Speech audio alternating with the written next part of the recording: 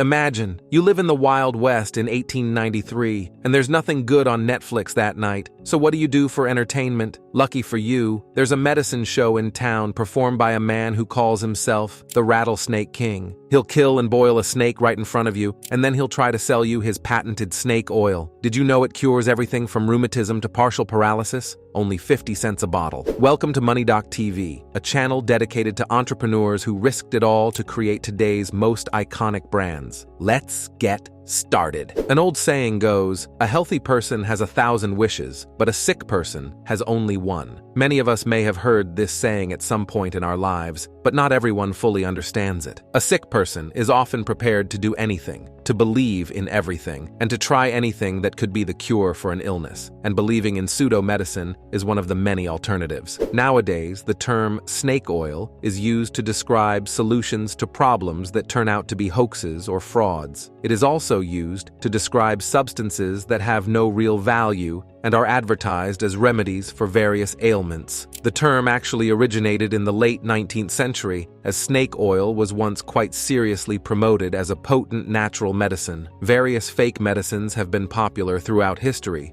Until the early 20th century, there were no regulations to prohibit false advertising of medicinal products, so quite a number of people made a lot of money by selling worthless and sometimes even dangerous substances to the unwitting people who sought cures for their physical troubles. Medicine shows were also popular. They were usually gatherings of hoaxers who presented a variety of patented medicines. This so-called Rattlesnake King was named Clark Stanley. He used to be a cowboy, but now he's patented the snake oil liniment that is going to make him rich. Good for man and beast, the bottle read. The most remarkable curative discovery ever made in any age or country. A liniment that penetrates muscle, membrane, and tissue to the very bone itself, and banishing pain with a power that has astonished and convinced 2 generations of intelligent people. Shockingly, most of these claims are true. Real snake oil actually does help with aches, pains, arthritis, and bursitis. It's basically the 19th century equivalent of icy hot topical salve that relieves muscle and joint pain. The problem?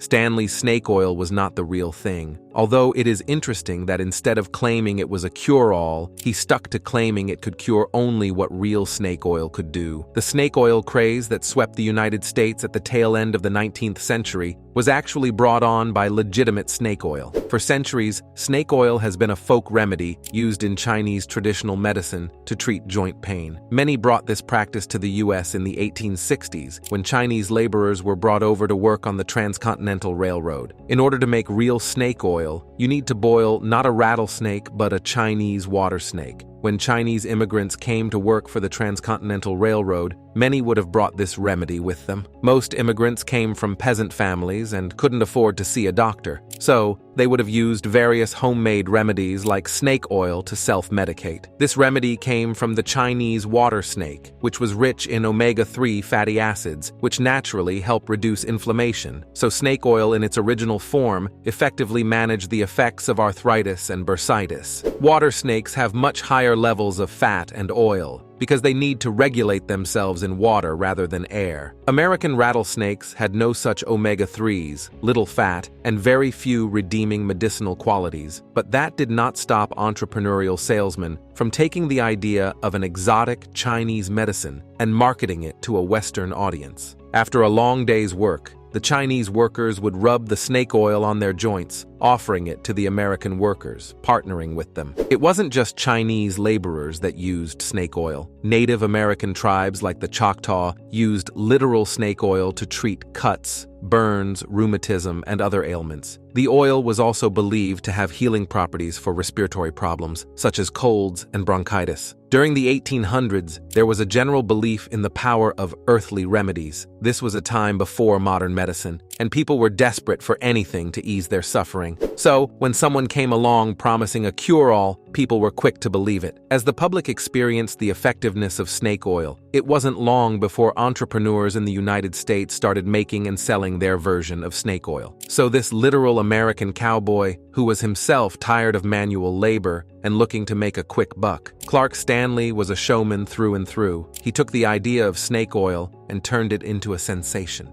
While other snake oil salesmen were hitting the dusty trails of the Wild West at the time, none of them had the reach or flair of Clark Stanley. Ironically, Clark Stanley did credit traditional medicine practices with giving him the recipe for snake oil liniment, but he claimed it was the Hopi Native American tribe, not the Chinese, that showed him its healing powers. That's not where Clark Stanley's bogus claims ended, however. Chinese water snakes being, well, non-existent in America, Clark Stanley turned to rattlesnakes for the main active ingredient in his snake oil. However, as the omega-3 fatty acid content of rattlesnakes was not as high as that of Chinese water snakes, the therapeutic effects were similarly diluted. To add to the irony even further, Stanley wrote a book about his experiences as a cowboy-turned-snake oil salesman titled The Life and Adventures of the American Cowboy, Life in the Far West. In the book, Stanley cautions people against selling fake versions of his fake snake oil. As the 20th century dawned, regulations tightened with the passage of the Pure Food and Drug Act in 1906. This was the first time that the government had to regulate food and drugs. Under increased scrutiny, Stanley's snake oil liniment faced examination to expose its true nature. What investigators discovered was a shocking revelation that shattered the illusion created by the rattlesnake king. Oh, and Clark Stanley's snake oil didn't even contain a snake. It was revealed that Stanley's liniment contained no actual snake extract, but instead a dubious mixture of mineral oil, chili peppers, turpentine, and various ingredients. The deceptive marketing tactics and false promises were exposed, tarnishing Stanley's reputation and shattering the illusions he had created. Of course, we now know that snake oil does not have any magical properties. However, the placebo effect can be powerful. Many experts speculate this is how snake oil salespeople were able to dupe so many people for so long. However, it soon became apparent that snake oil sold by people like Clark Stanley had no medicinal properties whatsoever. Unfortunately, there was no way to determine if other so-called snake oil products contained natural snake oil or just sold mineral oil as a panacea. Even if Stanley's concoction had material from a rattlesnake, it's unlikely that it would be that effective. Modern studies show that rattlesnakes only contain approximately 8%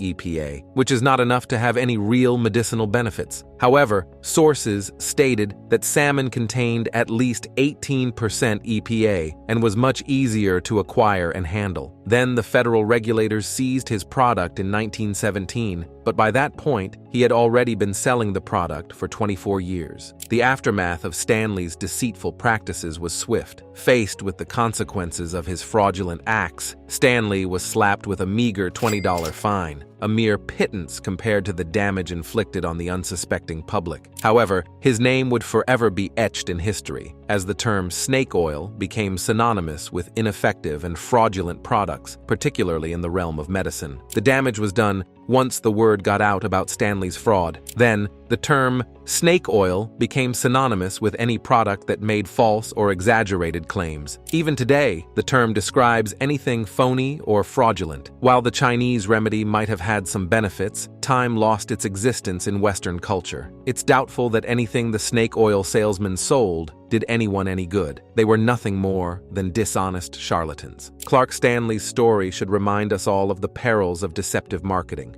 It urges modern-day business owners and marketers to prioritize transparency, ethics, and consumer trust in their practices. Learn from the mistakes of history so we can forge a path towards a more ethical and trustworthy marketing landscape. We really hope you enjoyed today's video, The Snake Oil King, a true story of truth and lies. Be sure to leave a like and comment below on what you loved about our video. Make sure you subscribe to our channel and hit the bell icon to never miss another great video. Until next time, we look forward to seeing you in our next video. Remember, no dream is too big.